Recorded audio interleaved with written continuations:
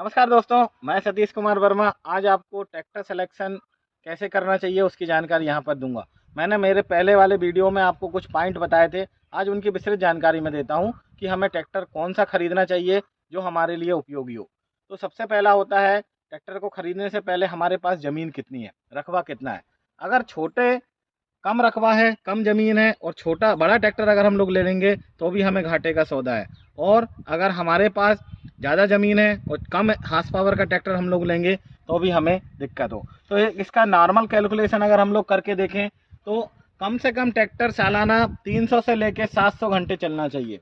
इसके लिए हमें देखना चाहिए, अगर आप केवल एक क्रॉप ले रहे हैं, एक फसल ले रहे हैं, तो आपको प्रति 5 एकड़ के लिए 1 हार्स पावर का ट्रैक्टर सफिशेंट होता है। अगर हम लोग देखना चाहें तो अगर आपके पास 100 एकड़ ज़मीन है तो आपसे 20 से 25 हार्स पावर वाला ट्रैक्टर सफिशेंट होता है केवल सिंगल क्रॉप्स के लिए। और अगर आपके पास सिंगल क्रॉप्स नहीं है, आप मल्टी क्रॉप्स लेना चाह रहे हैं, तो आपको 60 एकड़ से लेकर 100 एकड़ वाली फसल के लिए 35 से लेकर 55 HP तक का ट्रैक्टर सफिशेंट होता है। दूसरा पॉइंट आता है फसल चक्र के समय की समस्या। जहाँ पर सिंचाई की सुविधा होती है वहाँ पर हम ज़्यादा क्रॉप को लेते हैं। एक क्रॉप से लेके दूसरे क्रॉप के बीच में जितना अंतर है, उस समय हमारी मिट्टी या हमारी खेती प्रॉपर तरीके से होनी चाहिए।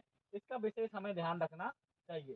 उस समय अगर 2 फसलों वाला कृषक, अगर आप 2 फसल ले रहे हैं तो आपको ये विशेष ध्यान रखना है कि 50 से 60 एकड़ ज़मीन है तो आपके पास 25 HP का ट्रैक्टर सफिशेंट होगा।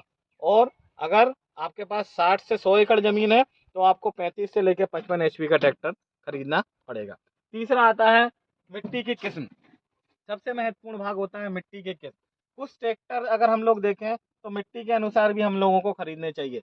जहाँ पर हल्की मिट्टी होती है, दोमट मिट्टी हो, रेतीली मिट्टी हो, तो वहाँ पर कम HP के ट्रैक्टर भी काम कर जाते हैं। लेकिन जहाँ पर चिकनी मिट्टी और काली मिट्टी होती है वहाँ पर हमें ज़्यादा HP के ट्रैक्टर काम करने होते हैं। अगर हम इस बात में करें तो हमें मिट्टी को भी देखकर ट्रैक्टर को खरीदना चाहिए। तीसरा होता है मौसम। मौसम के अनुसार अगर आप ज़्यादा गर्मी वाले स्थान पर है तो आप एयर कूल्ड इंजन वाले ट्रैक्टर खरीद सकते हैं, क्योंकि वहाँ पर वो सफिशेंट बहुत अच्छे काम करते हैं। और जहाँ पर आपका ज़्यादा ठंडी वाला एरिया हो तो वहाँ पर भी आपको ये विशेष ध्यान रखना है कि हमें कौन सा ट्रैक्टर खरीदना है। तीसरा नेक्स्ट आता है आपका मरम्मत एवं स्पेयर पार्ट की सुविधा। जब भी आप ट्रैक्टर खरीदें तो आपको ये विशेष ध्यान रखा जाता है कि हमारी जब मरम्मत करते हैं ट्रैक्टर की तो उसके स्पेयर पार्ट्स हमें नज़दीक मिलने चाहिए, ज़्यादा दूर हमें नहीं मिलने चाहिए। स्पेयर पार्ट्स अगर आसानी से मिलेंगे तो हम ट्रैक्टर को आसानी से काम करने उपयोगी ला सकेंगे। अगर स्पेयर पार्ट्स और उसकी मरम्मत के लिए हमें कोई साधन नहीं मिलेगा तो वो ट्रैक्टर हमारे कोई काम का नहीं रहेगा। नेक्स्ट आगे की तरफ अगर हम लोग चलते हैं तो हम लोग देखते हैं कि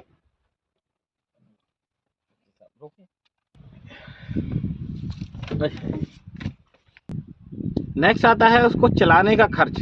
2 तरह से चलाने का चलित खर्च हम लोग देख सकते हैं कि डीजल और लुब्रिकेशन में कि हमें उसमें कितना खर्चा लग रहा है, और मरम्मत का खर्च। ये विशेष ध्यान रखना है कोई भी ट्रैक्टर खरीदते समय कि ये खर्च हमारे कम होने चाहिए।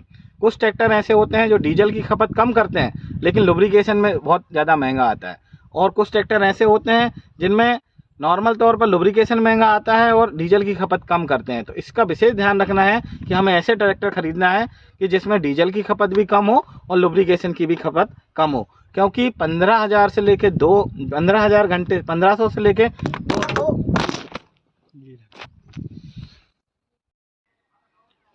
ट्रैक्टर लेते समय हमें ये भी विशेष ध्यान रखना है कि जब हमने ट्रैक्टर को खरीदा था उस समय उसकी कीमत कितनी थी, और जब हम ट्रैक्टर को पुनः बेचेंगे तो उसकी कीमत कितनी होगी। ये विशेष बहुत महत्वपूर्ण रखा जाता है। कोई भी ट्रैक्टर खरीदते समय हमें इस चीज़ का ध्यान रखना है कि जब हम ट्रैक्टर को खरीद रहे हैं और जब हम उसे रीसेल करेंगे तो उसकी क्या वैल्यू हमें मिल रही है। अगला सबसे महत्वपूर्ण भाग होता है चलाने की सुविधा, प्रचलाने की सुविधा। ट्रैक्टर को आजकल 2 हिस्सों में चलाया जाता है, एक खेती के लिए भी चलाया जाता है और दूसरा व्यापारिक तौर पर भी चलाया जाता है। तो ट्रैक्टर को चलाने में आसानी हो, ऑपरेटर को आसानी हो, ये चीज़ हमें विशेष ध्यान पर रखना है, क्योंकि कंफर्टेबल बहुत ज़रूरी है।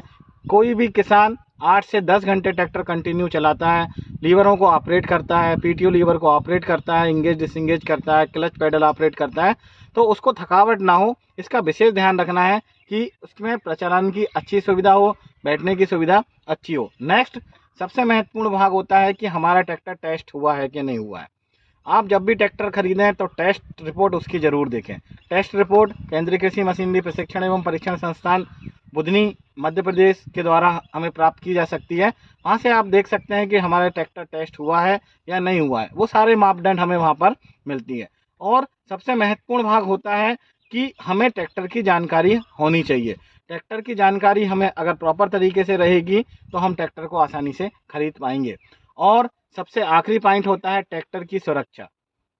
ट्रैक्टर को चलाते समय अधिकतर दुर्घटनाएं होती है और उन दुर्घटनाओं से बचा तो नहीं जा सकता, पर हमें ये ट्रैक्टर को देखना चाहिए कि ट्रैक्टर में हमारी सुरक्षा के लिए कौन कौन सी सावधानियां दी गई हैं। ठीक है दोस्तों, मेरे द्वारा दी गई जानकारी आपको कैसी लगी कृपया कमेंट्स बॉक्स में लिख के बताएं। जय हिंद, जय भारत, जय श्री राम।